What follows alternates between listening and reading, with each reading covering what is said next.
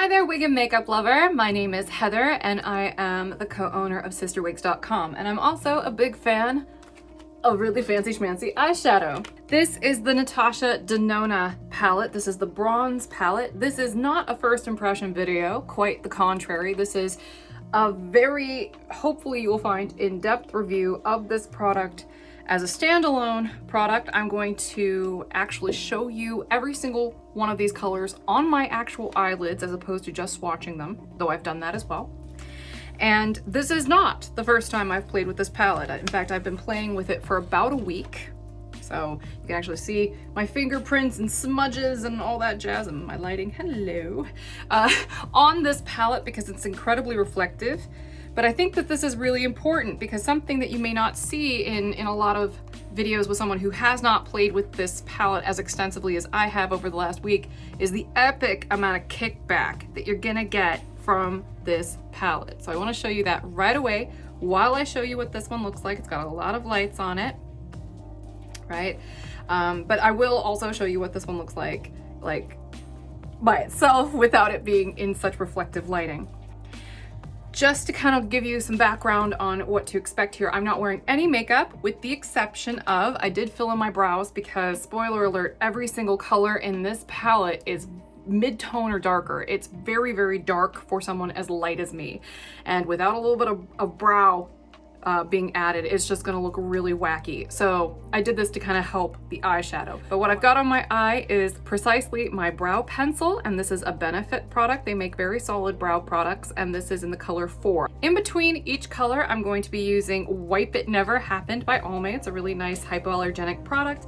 I did a live stream not too long ago, and it's a really long one. It's about 3 hours long because this palette is challenging to work with for someone as light-skinned as I am. So if you want to see what that look is all about, it's a 3-hour live stream. It took a really long time because I was answering people's questions about wigs and whatnot, but you can actually fast forward to the last 20 minutes and I will show you what this looks like paired with hair and all that stuff.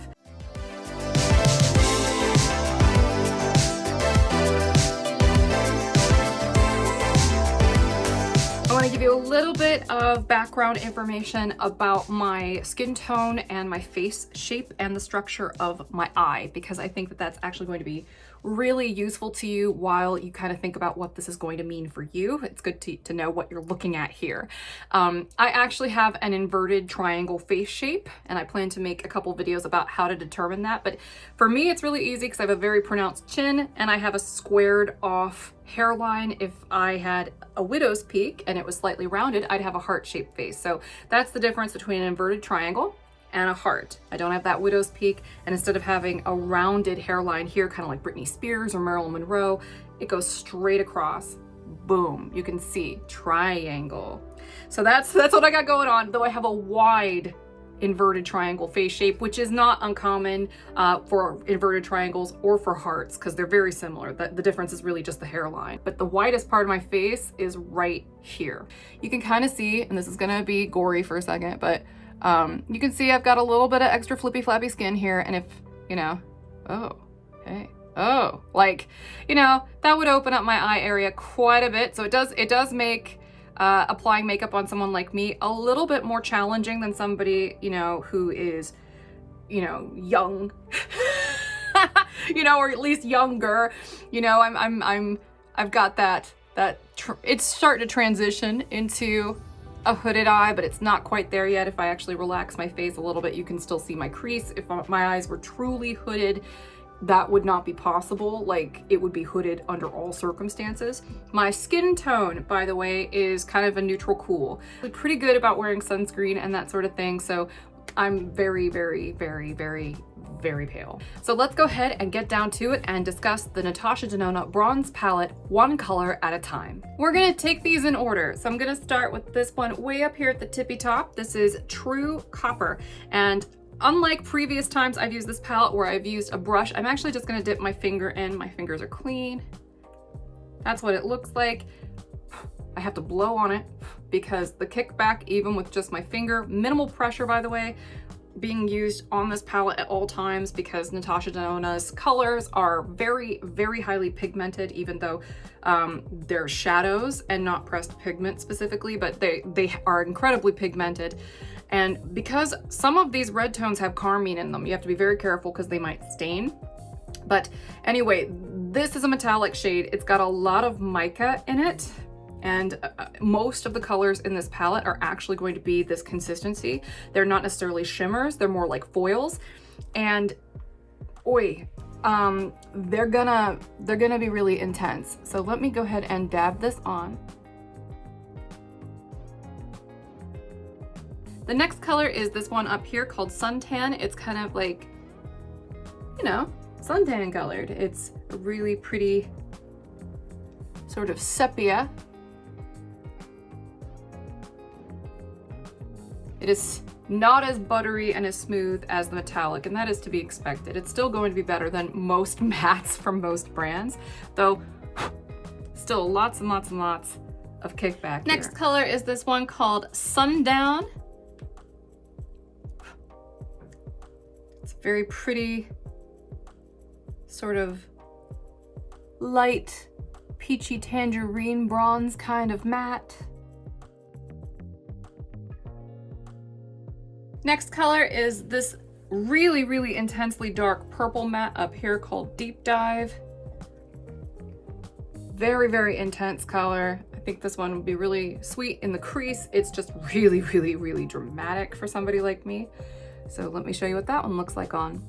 And see how it wants to fall basically everywhere. Like this shadow is not really staying put very well. And I'm not gonna clean that up. I want you to actually see how this is applying IRL. Next one is this one up here in the corner. It's called Rhodium. It's a very beautiful color. It's kind of like a violet bluey purple color. This is a shimmery metallic color. It is not as opaque as some of the other ones are. All right, now we're moving down to this color, which is the Magma, which is really, really bold. Very dark rust kind of matte color. The next color is another metallic shade called High Degree that is right here. Very pretty color, this one. I wanted this to be about as clean of a canvas as I could get it for you to showcase these colors. This one is another metallic, and it is this alloy color here. It's a really pretty gold. It's like a bronzy gold color. Epic kickback, by the way. When I pull this color, you don't have to use much pressure at all, but it kind of just crumbles, whether you're using your fingertips or a brush. So just kind of be aware of it. It's going to be kind of an issue with some of these metallic shades in this palette. The next color I'm going to try is this puppy over here, which is called Ridge. It's a really pretty kind of tan color, and it's one of the lighter shades in this palette, and you can see it's still kind of a mid-tone color. This next one's sort of the star of the palette, really. This is the True Bronze over here. Very, very, very, very, very metallic color here. Has a little bit of a sparkle to it. Just a little FYI, I'm trying to remove that True Bronze, and it's leaving sparkle residue basically all over. And I don't want to scrub too hard, obviously, because I'm putting these swatches right on my eye, and I want to be really, really careful about pulling and tugging and applying and removing too much product too quickly. I'm using a very gentle touch. So if there's any leftover sparkle from that color, I'm just going to report it to you, and then I'm going to move on. And so far, only the True Bronze has been so incredibly shimmery that I'm having difficulty removing all of the sparkle. The next color I'm going to try down here is this one called Gloaming.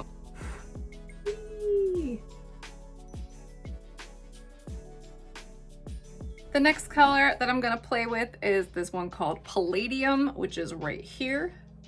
It's another kind of metallic color, which is why I'm wiggling my finger at you. Hello.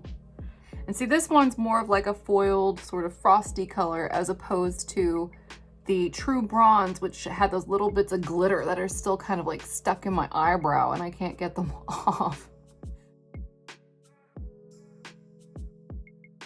All right, now we're gonna go with this Bliss color right here in the center bottom.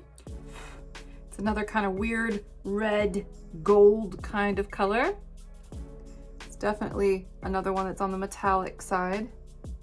This one has a bit of a shift to it, and when I get it on and move around a little, you'll see that this is basically kind of like how Gloaming was kind of like a red with a gold sort of shift to it. This is a much more red type of red with a much more intense kind of gold shift in it. So it's an even more extreme version of something like Gloaming. So they're kind of similar in that vein.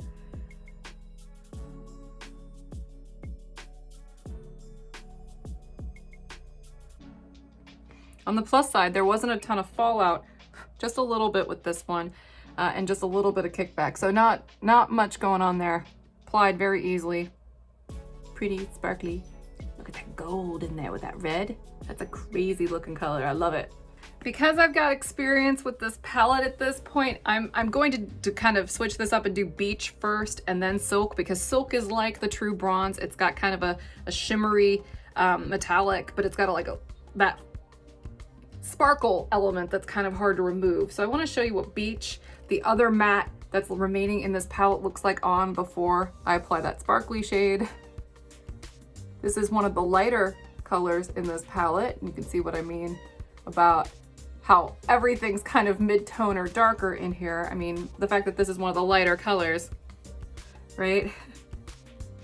Now, I will say that even if you're darker complected, you might still want a lighter color just for dramatic contrast and to add some depth to your look. And I'm afraid that if you need that for your eyeshadow look, you're not gonna get it in this palette. You will need to supplement with a lighter color from either another palette or just a standalone product. And finally, the last one I'm gonna show you is this silk color right here. This is one of the lighter metallics in here. It's very, very, very pretty gold kind of metallic. Definitely has a highly wet appearance. This is why I wanted to save this one for last, because I might just keep this one on while I talk about the rest of the palette. I'll give you just a second. I'm going to kind of build around this a little bit so I have a little bit more of an eye look put together, and then we'll talk about the rest of the palette and I'll give you my overall impressions and we'll wrap this up.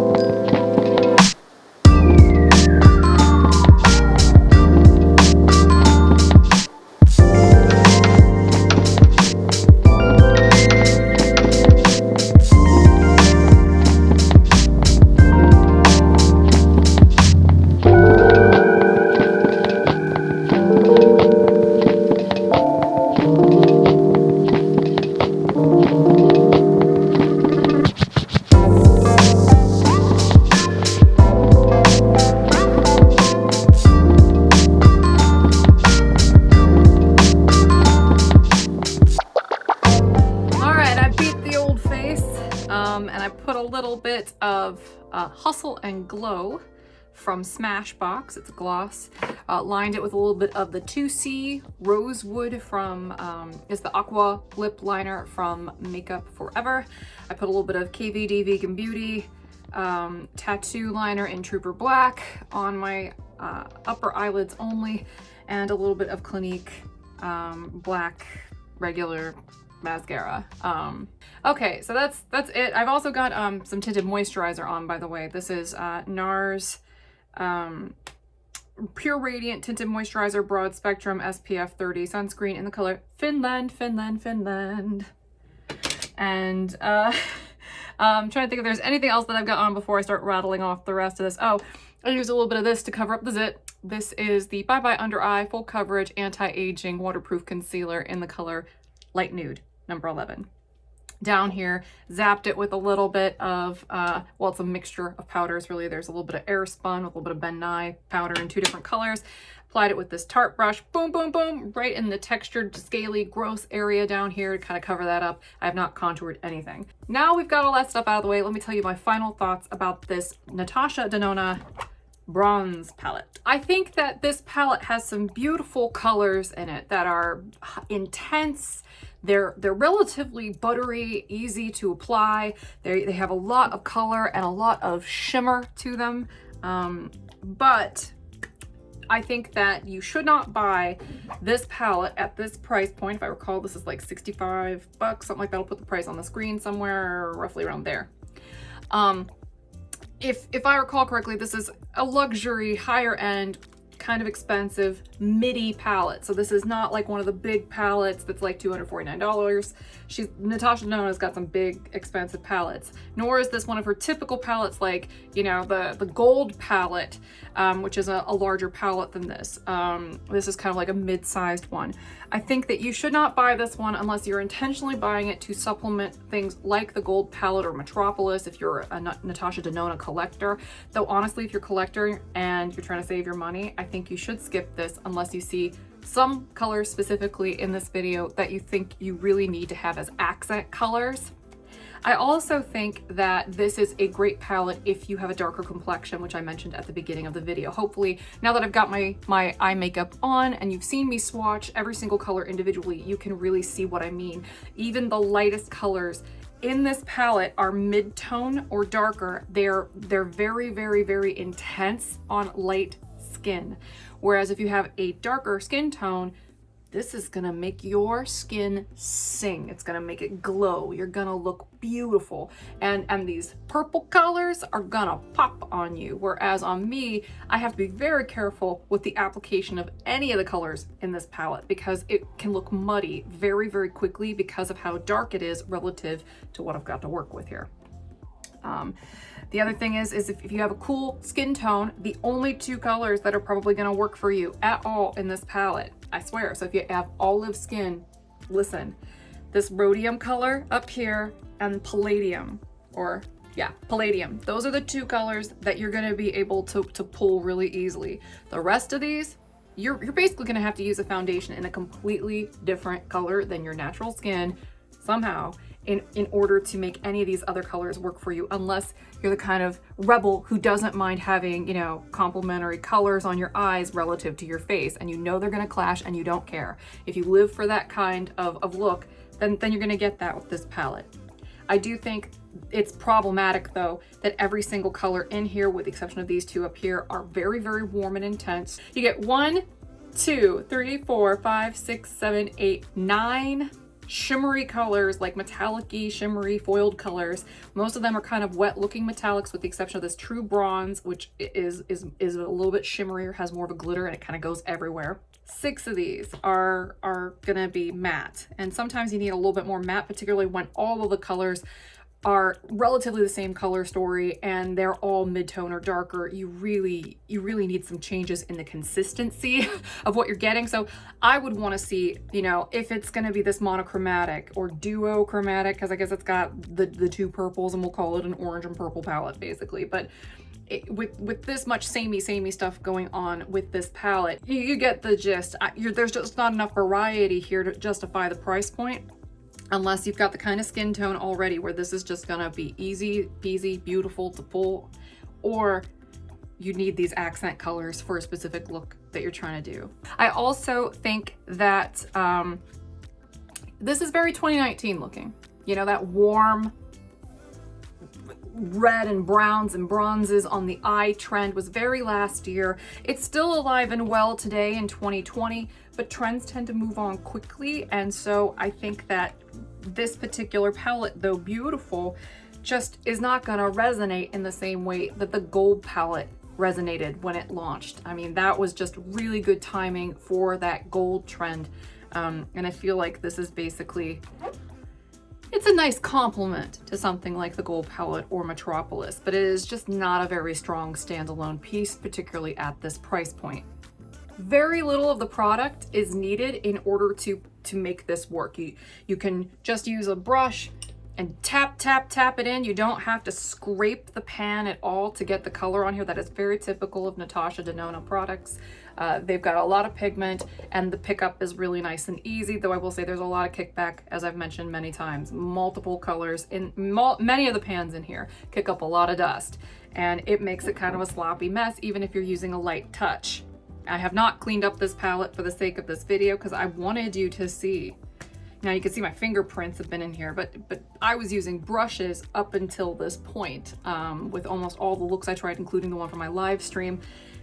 Just the kickback's epic with some of these colors, particularly the true bronze, the gloaming, and the palladium, and I'm gonna say the alloy too. They just kick up a lot because they have a ton of mica in them, but that's what makes them so pretty and reflective. It's kind of the trade-off.